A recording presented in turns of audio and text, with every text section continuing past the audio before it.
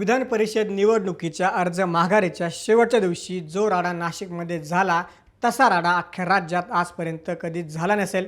अर्ज माघारीच्या अंतिम दिवशी एका अत्यंत नाट्यमय घडामोडीनंतर महायुतीचे अधिकृत उमेदवार नरेंद्र दराडे विरुद्ध भाजपचे बंडखोर गोकुळ गीते असा थेट आणि हाय व्होल्टेज सामना निश्चित झाला।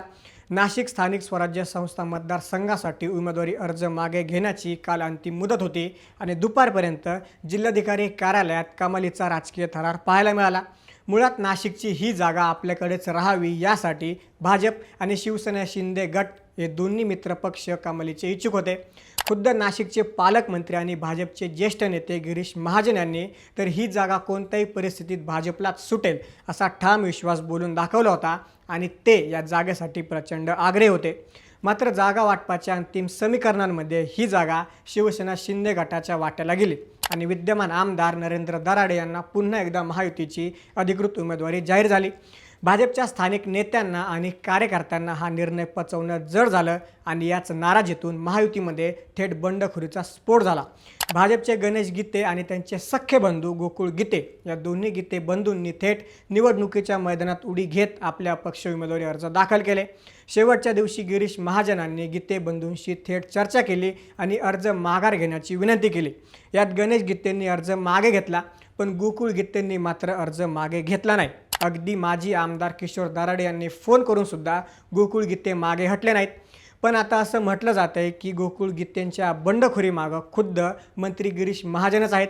जागा सुटल्याची सल गिरीश महाजनांच्या मनात कायम राहिली आणि त्यामुळेच त्यांनी हा गेम केल्याचं बोललं जात आहे। जागा न सुटल्यामुळं भाजप आणि गिरीश महाजन यांनी ठरवूनच नरेंद्र दराडेंचा गेम केलाय का अशी शंका नाशिकच्या राजकीय वर्तुळात उपस्थित केली जात आहे। सर्वात महत्त्वाची गोष्ट म्हणजे नाशिक स्थानिक स्वराज्य संस्था मतदारसंघातील एकूण 603 मतांचं गणित पाहिलं तर यात भाजपचे सर्वाधिक 186 मतदार आहेत, तर अजित पवार गटाकडे 107 आणि शिंदे सेनेकडे 161 मतदार आहेत, तर महाविकास आघाडीकडे 58 मतं आहेत। भाजपचे हेच 186 मतदार आता नरेंद्र दराडेंचा गेम करू शकतात, कारण गिरीश महाजन हे भाजपच्या मतदारांसोबतच अजित पवार गटाची मतेही गोकुळ गीतेंकडे वळू शकतात। असं झाल्यास दराडेंचा पराभव निश्चित मानला जात आहे। नाशिकचा राजकीय इतिहासच असा आहे की इथे ज्या उमेदवाराकडे सुरुवातीला कमी मतदार असतात तोच शेवटी गुप्त रणनीतीने निवडून येतो। त्यातच नरेंद्र दराडे हे शिंदे सेनेचे असल्यानं नाराज असलेला ठाकरे गटही छुप्या पद्धतीनं भाजपचे बंडखोर गोकुळ गीते यांना मदत करण्याची शक्यता नाकारता येत नाही। यात सर्वात मोठा फॅक्टर म्हणजे मंत्री छगन भुजबळ आणि नरेंद्र दराडे यांच्यातील जुनं राजकीय वैर। दराडेंनी गेल्या विधानसभा निवडणुकीत मंत्री छगन भुजबळ यांच्या विरोधात उघडपणे काम केलं होतं। भुजबळ हे नाशिक जिल्ह्यातील सर्वात मोठे आणि ताकदवान नेते असल्यानं जर ते नरेंद्र दराडेंच्या विरोधात गेले तर दराडेंचा गेम होणं 100% फिक्स मानलं जात आहे। कोट्यावधी रुपयांची संपत्ती असणाऱ्या या तगड्या गीते बंधूंपैकी गणेश गीते हे विधानसभेत पराभूत झाल्यानंतर त्यांनी भाजपमध्ये प्रवेश केला होता, तर त्यांचे बंधू गोकुळ गीते हे बाजार समितीचे 2 वेळा संचालक राहिलेले आहेत। त्यामुळं आता त्यांनी नरेंद्र दराडेंविरोधात थेट रणशिंग फुंकल्यानं नरेंद्र दराडेंची खुर्ची धोक्यात आली आहे। खरंच गिरीश महाजनांनी ठरवून नरेंद्र दराडेंचा गेम केलाय का? नरेंद्र दराडेंचा पराभव होईल का? जाणून घेऊया या व्हिडिओच्या माध्यमातून।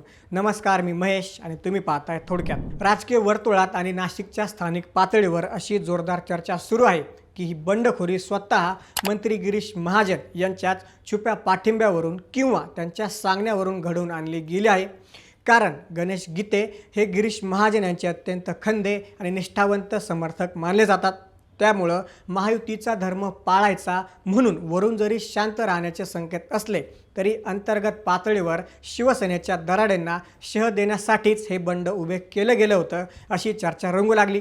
दुपारी 2:30 वाजेच्या सुमारास जेव्हा गणेश गीते जिल्हाधिकारी कार्यालयात माघार घेण्यासाठी पोहोचले तेव्हा एका जवळच्या कार्यकर्त्यानं गोकुळ गीते यांना फोन लावला आणि गणेश भाऊ आले आहेत, आपल्याला माघार घ्यायची आहे, तर तुम्हीही या असं सांगितलं।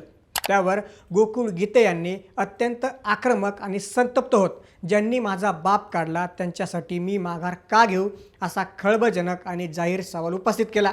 गोकुळ गीते यांनी महायुतीचे उमेदवार नरेंद्र दराडे यांचे पुत्र कुणाल दराडे यांच्यावर अत्यंत गंभीर आणि कौटुंबिक पातळीवर जाऊन थेट आरोप केले। कुणाल दराडे यांनी एका नगरसेवकाशी बोलताना गणेश गीते आणि गोकुळ गीते यांच्या थेट आईवडिलांवरून शिवीगाळ केल्याचा आणि त्यांच्या बापालाही या निवडणुकीतून माघार घ्यावी लागेल असं वक्तव्य केल्याचा दावा गोकुळ गीते यांनी केला। गणेश गीते यांनी स्वतः आपल्या भावाची मनधरणी करण्याचा प्रयत्न केला, परंतु माघारीची दुपार 3 वाजेची अधिकृत मुदत संपून गेली तरी गोकुळ गीते जिल्हाधिकारी कार्यालयामध्ये आलेच नाहीत आणि त्यांनी आपला उमेदवारी अर्ज कायम ठेवला। या पार्श्वभूमीवर नरेंद्र दराडे यांचा राजकीय इतिहास आणि त्यांची पार्श्वभूमी समजून घेणं अत्यंत गरजेचं आहे।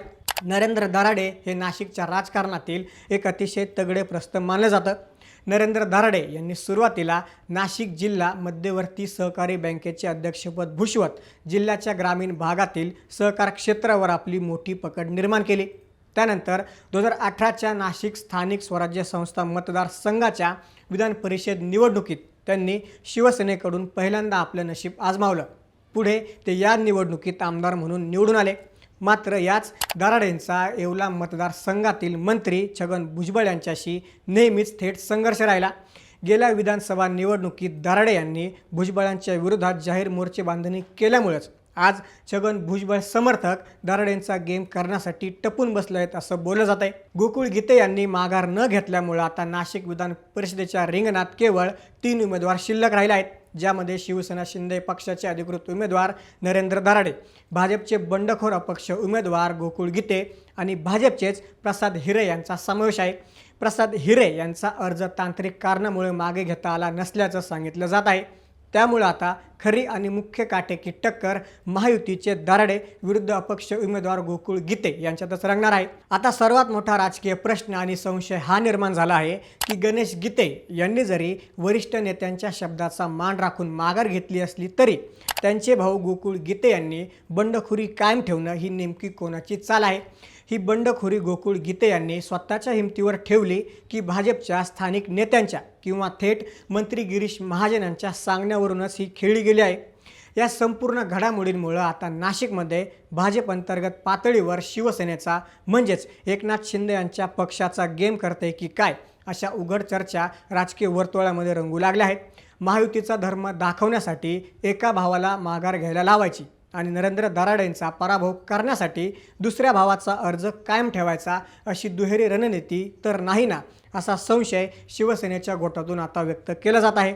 या छुप्या गेम प्लॅनमुळे महायुतीचे अधिकृत उमेदवार नरेंद्र दराडे यांचा जीव आता पुरता टांगलेला लागला आहे। या निवडणुकीत त्यांची प्रचंड दमछाक होणार आता हे पूर्णपणे अटळ मानलं जात आहे।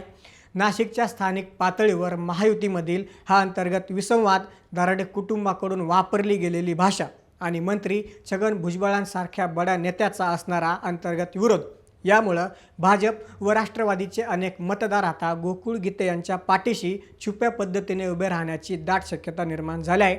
संकटमोचक म्हणून ओळखले जाणारे मंत्री गिरीश महाजन यांनी गोकुळ गीते देखील माघार घेतील असा विश्वास व्यक्त केला होता, पण तरीही त्यांनी अर्ज मागे घेतला नाही।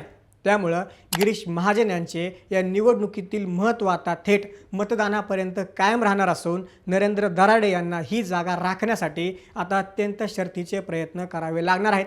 भाजपच्या या संभाव्य छुप्या खेळीमुळं नाशिकची ही जागा विधान परिषद निवडणूक महायुतीसाठी अत्यंत गुंतागुंतीची आणि दराडेंसाठी प्रतिष्ठेची बनली आहे। या संपूर्ण प्रकरणाबद्दल तुम्हाला काय वाटतं? आम्हाला कमेंट्समध्ये नक्की सांगा। अशाच राजकीय घडामोडी जाणून घेण्यासाठी थोडक्यातला नक्की सबस्क्राईब करा।